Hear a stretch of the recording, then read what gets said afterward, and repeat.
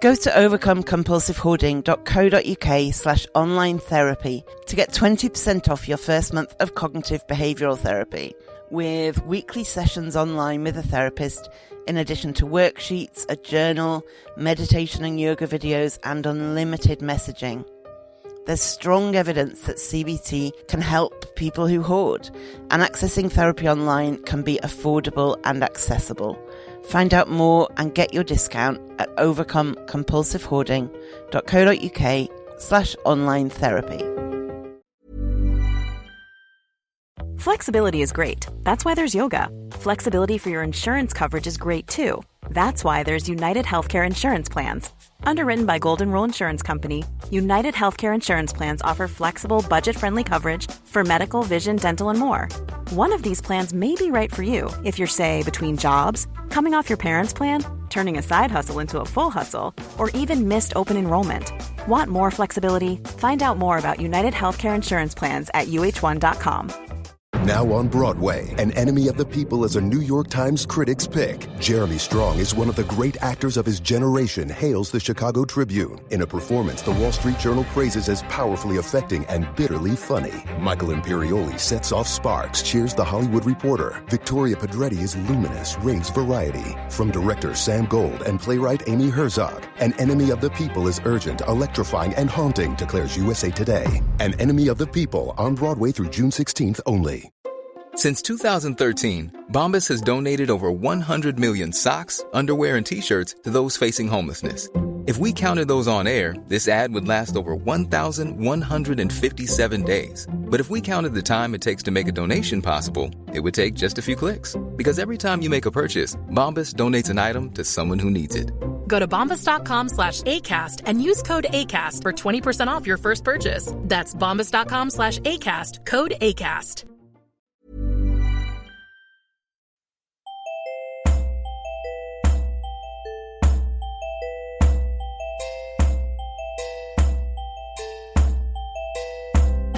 Welcome to the Overcome Compulsive Hoarding with That Hoarder podcast. I am drowning in stuff and trying to find a way out. Listen as I explore the issues and delve deep as somebody profoundly affected by hoarding disorder.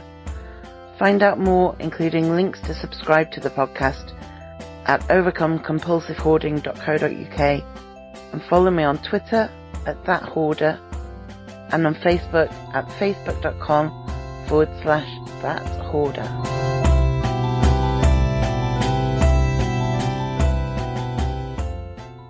So today I'm going to give you 9 reasons why you should not set goals this new year. If you're listening just as this episode is released, it's going to be 2022 in a few days, and everybody's talking about setting goals for the new year. This episode is likely to be different to other podcasts you listen to that are talking about how to set goals, the best way to set goals.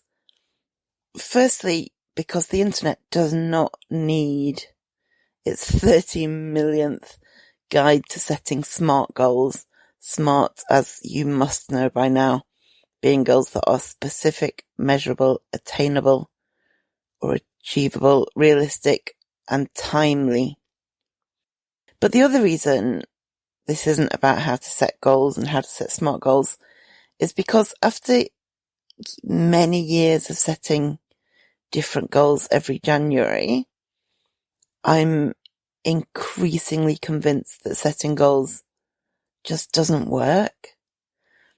And worse than that, I think that setting goals can be counterproductive and make things worse. So I'm going to talk about why I don't think goal setting is the answer and what we can do instead. So firstly, 99% of the time, setting New Year goals does not work. Who do you know who is still going to the gym today or walking 10,000 steps a day today who vowed to do those on January the 1st this year? Who do you know who went on a diet on January the 1st this year and is still on that same diet today. If you know anybody, I would be quite impressed. I, throughout my life, have set many dozens of goals, if not hundreds probably. You know how many I've stuck to in the long term? A handful at most. Short term, I can stick to them. Long term, they don't work. And this isn't a failure on my part. I increasingly believe it's that goal setting is not the panacea that people present it to be. My second reason you shouldn't set goals is that your priorities might change. A year is a really long time to do the same thing without having the option of revising and revisiting and looking at whether your original plan was the most useful way to improve your life. What your priorities were on December the 31st won't necessarily match your priorities on August the 15th. A New Year resolution goal is a big commitment, and you just don't know what your priorities will be in a few weeks, in a few months, this time next year. My third reason you should reconsider setting goals is that when you're doing something because of a goal you set months ago, that can make anything feel like a chore. If by September you're still, against all odds, doing the thing you said you'd do in January, may well feel like, oh God, this again.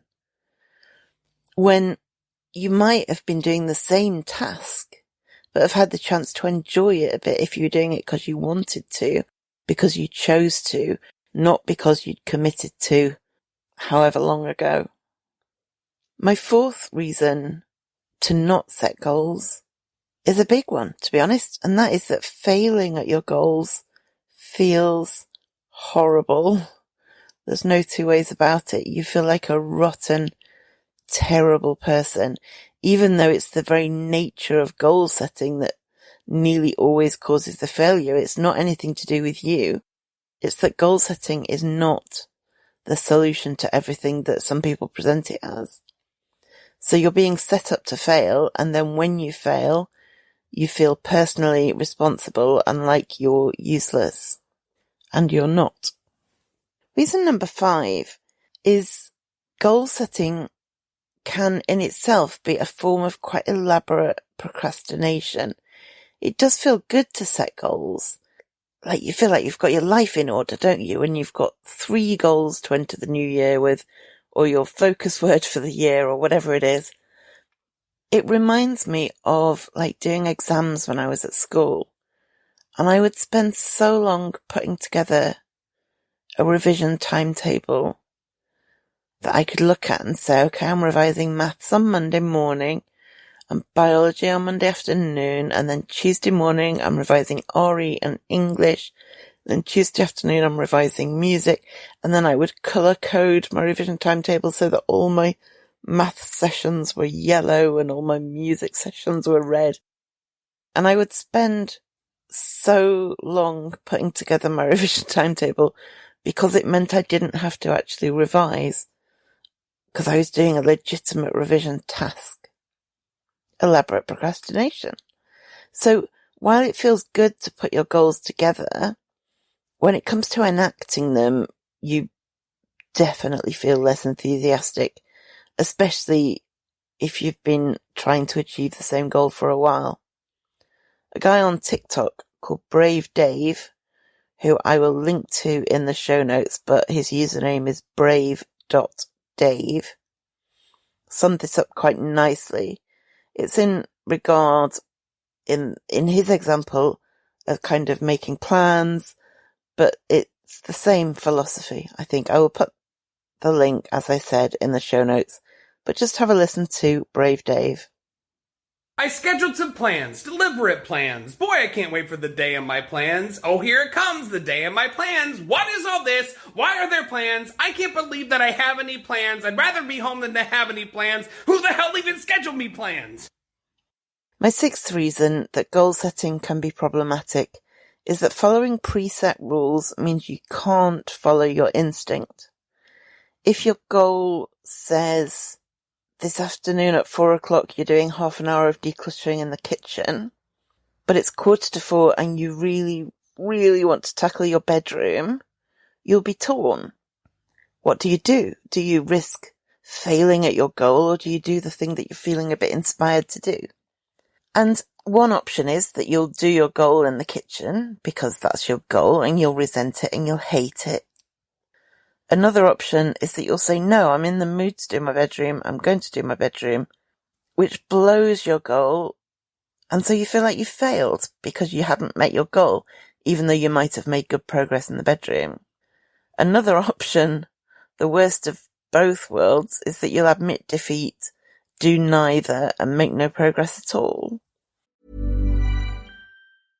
A lot can happen in the next 3 years. Like a chatbot may be your new best friend. But what won't change? Needing health insurance. United Healthcare Tri-Term Medical Plans are available for these changing times.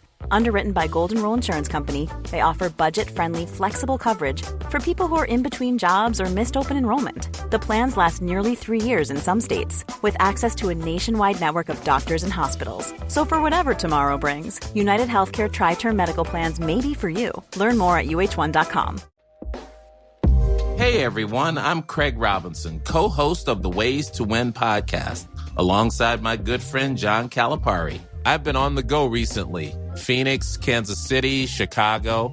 If you're like me and have a home but aren't always at home, you have an Airbnb. Hosting your home or a spare room is a very practical side hustle. If you live in a big game town, you can Airbnb your place for fans to stay in. Your home might be worth more than you think.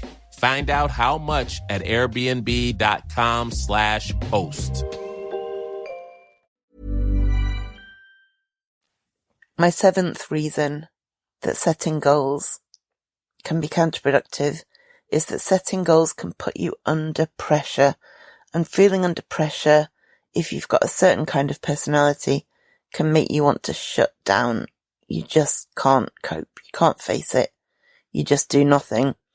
Shutting down means you achieve nothing at all, which takes you back to failing at your goal, which feels terrible. And because you feel terrible, you'll then make no further progress. Reason number 8 is that getting the balance right if you do set goals is almost impossible. Every goal you set is either way too optimistic, hoping for things you couldn't possibly achieve, or it's so underwhelming in a bid to avoid putting yourself under too much pressure that there's no point setting the goal in the first place. It might be little more than you're doing already. And as things change throughout the year, like your workload, your energy levels, your other commitments, then a goal that worked in January may be far too optimistic or far too pessimistic by April. And my final reason why goal setting fails people is that when you fail to stick with your goal, you give up entirely. How often have you heard somebody say, I was on a diet, but today I went to McDonald's, I've screwed up my diet, so the diet is off, and they stop dieting altogether. Now, dieting is very like goal setting in this respect. It's designed for people to fail, but when they do fail, they feel it's a personal failing rather than a structural failing.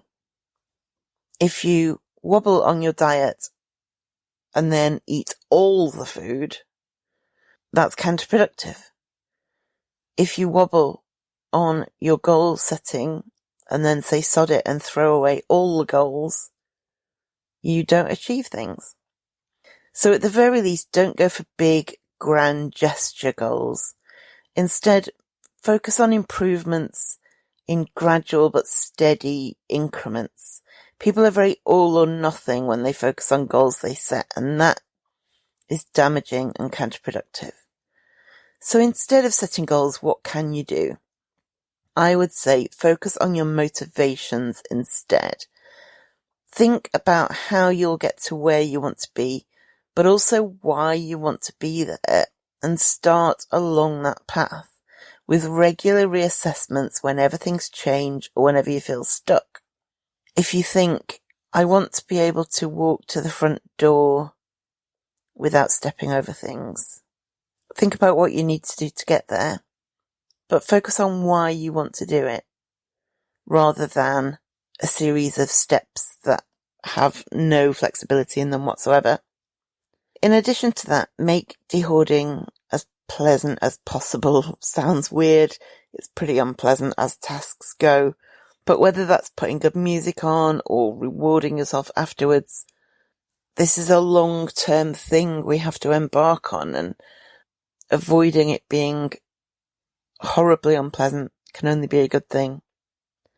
But focus on the journey, focus on the process, rather than focusing on some arbitrary goals that feel like a good idea today, but will feel entirely irrelevant, or will feel like shackles around you by March. In just 1 second, I'll give you my top tip of the week. In the meantime, please do subscribe to the podcast, review it, 5 stars would be amazing, and share it with your friends or anyone who might be interested or who might benefit from it. It all really helps. To find out more ways to support the website, the podcast, and my overall de-hoarding project, go to overcomecompulsivehoarding.co.uk/support. Now, back to your top tip. So my top tip this week is just a bit of advice. If you're a hoarder, you have probably been a hoarder for a long time. It's taken a long time to create this problem, and it's going to take a long time to resolve it. So you're going to need patience. This is going to take time, potentially a really long time. But if you accept that as part of the process, rather than see it as a failing, you'll beat yourself up less, hate yourself less, and shut down less, which should help you make progress in the long run. Give yourself a break, basically. Give yourself the time you need. Okay, thank you for listening, and I will see you next week in 2022. Thank you for listening to the Overcome Compulsive Hoarding podcast. You can find more online at overcomecompulsivehoarding.co.uk. You can find me on Twitter at @thathoarder and on Facebook at Overcome Compulsive Hoarding with @thathoarder. To find out more about how you can support this podcast and the overall project, go to overcomecompulsivehoarding.co.uk/support, and do subscribe to this podcast so you make sure you don't miss any future episodes.